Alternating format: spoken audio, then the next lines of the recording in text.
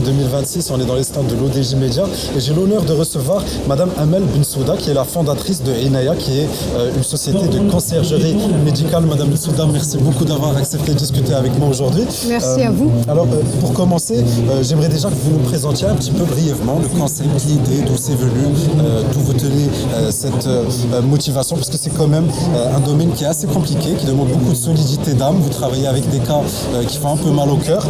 Donc dites-moi un petit peu tout ça. En fait, j'ai créé Inaya après quand même 20 ans d'expérience, 20 ans d'accompagnement, parfois autour de ma famille, parfois à titre bénévole. Et je peux vous dire que j'ai fréquenté des hôpitaux et j'ai vu des cas et des cas et des cas. Et je connais les coulisses des hôpitaux, je connais le fonctionnement, je sais comment ça se passe. Et aujourd'hui, je me suis rendu compte avec toute cette expérience que j'ai pu acquérir qu'il y a un besoin d'accompagnement, un besoin de coordination, un vrai besoin qui se pose aujourd'hui. Et donc, j'ai créé Inaya pour justement faciliter, coordonner et accompagner des patients qui sont désemparés, qui sont stressés, qui cherchent la sérénité, qui ne savent pas où aller, les conseiller et surtout leur proposer les meilleurs hôpitaux qui sont en France. Donc ça concerne essentiellement les patients maghrébins, africains, qui veulent se faire soigner en France, mais aussi qui veulent avoir juste un deuxième avis avec une proposition de protocole. Et donc c'est une proposition de patients marocains, maghrébins, africains pour un soin vers la France et principalement vers Paris. D'accord. Voilà. Donc vous accompagnez ces malades qui viennent de différents pays d'Afrique, Nord d'Afrique, qui ont, comme vous avez mentionné, soit l'envie d'avoir un deuxième avis, peut-être pour des interventions un petit peu plus lourdes, Oui. plus complexes, des greffes, des transplantations, tout ce qui est en rapport avec la neurologie. Tout à fait. L'ophtalmologie. D'accord. Donc c'est un petit peu... Est-ce que vous pensez que sur ces spécialités, on va dire un petit peu de pointe, qui sont très technologiques, très fines, est-ce que vous pensez qu'il y a de l'écart de qualité entre un soin ici et un soin là-bas? Je ne peux pas me permettre de dire ça, mais aujourd'hui, la technologie, elle a avancé.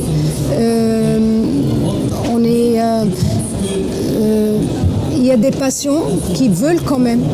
Il y a certains cas déjà qui sont très pointus, qui nécessitent parfois un deuxième avis, parfois une intervention à l'international. Et donc c'est là où moi j'interviens. Il y a certains cas de cancer qui sont vraiment très complexes et qu'il y a des patients qui ont envie d'aller, ils ont des assurances, ils ont envie d'aller se faire soigner à l'étranger. Moi je suis là pour les accompagner. Alors, sur cette période de votre rapport avec un patient, ça prend quand même, j'imagine, un peu de temps, le temps de faire... Ça prend énormément de temps parce qu'en fait, l'avantage de Inaya, c'est qu'avant tout, on est humain. Et on est dans l'humanité avant qu'on soit dans le business. C'était justement ça ma question. Comment est-ce que vous arrivez à garder un petit peu ce détachement par rapport aux patients? Comment vous arrivez à ne pas être affecté dans votre personne, dans votre âme, parce que c'est quand même un peu triste, c'est un peu négatif, c'est un peu dur d'accompagner des malades. Vous ne trouvez pas? Pour avoir fait ça pendant 20 ans autour de moi, de mon cercle très proche, dont ma maman qui a fait 2 cancers, dont un frère que j'ai handicapé qui a perdu un œil avec plusieurs pathologies. Pour avoir accompagné des gens, il faut déjà qu'on ait du cœur, qu'on ait dans la compassion. Et c'est ça l'accompagnement. Et c'est justement, c'est ce recul-là qui nous permet de donner espoir à la personne, de la soulager de son stress, d'être un petit peu lucide et d'être sereine pour pouvoir justement entamer ses soins. Donc on est là justement dans cet accompagnement. Avec un peu de recul, on arrive à voir les choses différemment. Et aussi, on a cette capacité à encaisser et à les rassurer. Et à avancer avec eux toujours dans l'espoir d'eux. Alors je ne donne pas d'avis médical, je ne suis pas médecin, mais j'ai assez d'expérience pour accompagner, pour comprendre pour surtout se tenir. Savoir et pour absorber la crainte, l'anxiété du patient. Et surtout comprendre parce que on a des patients qui arrivent et qui ne comprennent pas ce qui se passe ou ce qu'on leur dit. Alors l'avantage c'est que je parle quand même arabe, français, anglais. Donc je pourrais être sûre que le patient aussi, il a compris ce que le médecin lui a dit, il a compris son protocole, il a compris son parcours. Et c'est ça toute la fonction de Inaya. La langue, le jargon médical n'est pas toujours facile, il faut un minimum d'expérience. C'est à cause de ça que je me suis permise de dire, j'ai quand même une certaine expérience de par mon travail, de par ma formation déjà. Ça facilite la chose. Ça facilite beaucoup le jargon médical. Que je comprends, mais je n'ai pas le droit, encore une fois, d'émettre un avis médical ou de dire quoi que ce soit. Donc je suis là pour écouter, pour accompagner, pour soulager le patient, lui faciliter la tâche, surtout la tâche administrative. Parce que les hôpitaux français sont submergés, ils sont dépassés. Et donc quand ils ont en face d'eux un dossier qui n'est pas complet, c'est un dossier qui est mis de côté et c'est une attente, l'attente pour un patient. Pour que son dossier y soit réétudié, c'est vraiment très difficile.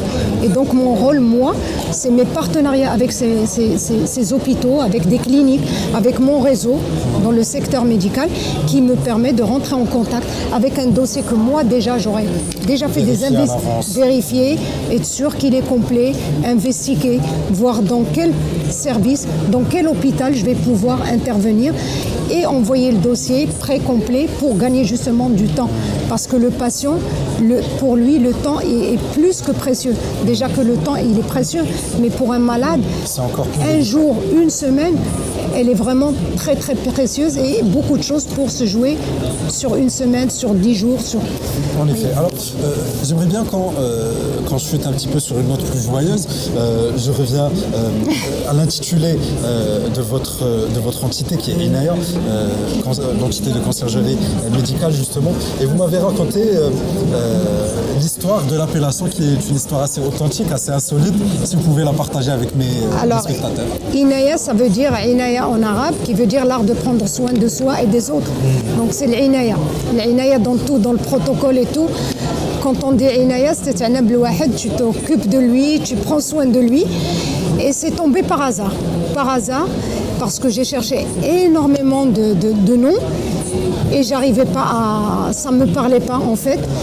Et c'est tombé par hasard le diminutif de mes enfants. Donc j'ai 2 filles, il y en a une qui s'appelle Inès, une qui s'appelle Naïla et moi je m'appelle Amal. Et du coup ça nous donne Inès, Naïla et Amal. Et ça c'est tombé comme ça et vraiment... Exactement. Et ça pouvait pas être mieux que Inaya pour vraiment créer ce projet qui me... En fait, c'est un projet, c'est à l'image du service et en fait, c'est un aboutissement.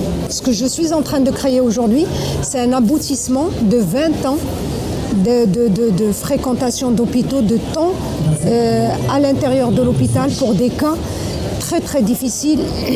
Ça va d'une TAVI qui est vraiment une valve pour le cœur, pour une transplantation de cœur à déplacer une patiente d'un hôpital où ça lui coûtait énormément cher pour aller à un autre hôpital, d'un patient qui est resté bloqué 6 mois à cause du Covid, qui est venu pour un problème d'urologie, de prostate et on est arrivé à lui faire quand même la TAVI qui est le changement de sa valve cardiaque. Ça va de la greffe coronaire, ça va de l'épilepsie à de la neurologie interventionnelle, à la pose de pacemaker, donc à la rythmologie, à des protocoles de soins dans le cas de cancer. Après, de cancer, de protocole de radiothérapie, chimiothérapie et immunothérapie. Donc c'est vraiment assez complexe et assez pointu. Et ça peut être juste un patient qui a envie de faire juste un check-up. Il a envie de venir une journée, voir plusieurs spécialistes en une journée. Et on lui fait tout dans un cadre très agréable, très confortable, très serein. Et au bout d'une journée, il a tous les résultats de de ses examens. Soit il y a des choses à voir, soit il n'y a rien du tout, il rentre chez lui. Ça peut être un deuxième avis à distance. Donc le patient il m'envoie un dossier, je fais mes investigations, je vois quel spécialiste il lui faut, dans quel établissement de référence surtout je dois le mettre. Je rentre en contact avec mon réseau et je lui prends le rendez-vous, je lui communique le rendez-vous et il fait sa téléconsultation, soit en ma présence, soit tout seul. De son côté. C'est de la même façon pour le parcours de soins. C'est soit je lui coordonne tout son parcours et je l'accompagne à distance, soit il y a d'autres packs où moi-même je l'accompagne physiquement durant toute la période de son soin jusqu'à ce qu'il rentre chez lui. Magnifique. Voilà. Donc c'est un travail de fond quand même. Il faut aimer pour faire ça. Justement. Il faut que ce soit une passion. Et pour moi, la médecine, si on n'est pas passionné de ce qu'on fait, on fera plus de mal que de bien si on n'est voilà. pas passionné. Moi, je pense que la médecine, si on ne la fait pas avec passion, parce qu'on passe plus de temps à l'hôpital que chez soi. On passe le temps enfin pas moi, mais les médecins, à sauver des vies, à trouver des solutions pour des malades. Donc il faut vraiment que, pour moi, il faut que ce soit une passion. En effet, Madame Moussouda, Voilà. vous avez su changer une expérience douloureuse, difficile, en un atout. Et franchement, ce n'est que du positif. Je vous souhaite beaucoup de courage. Je vous souhaite Merci également beaucoup. bonne chance. Merci pour ce petit entretien. C'est un plaisir, Madame Et Moussouda. puis à très vite. À très bientôt. Merci Inch'Allah. beaucoup. Merci beaucoup. Au revoir. Madame Moussouda.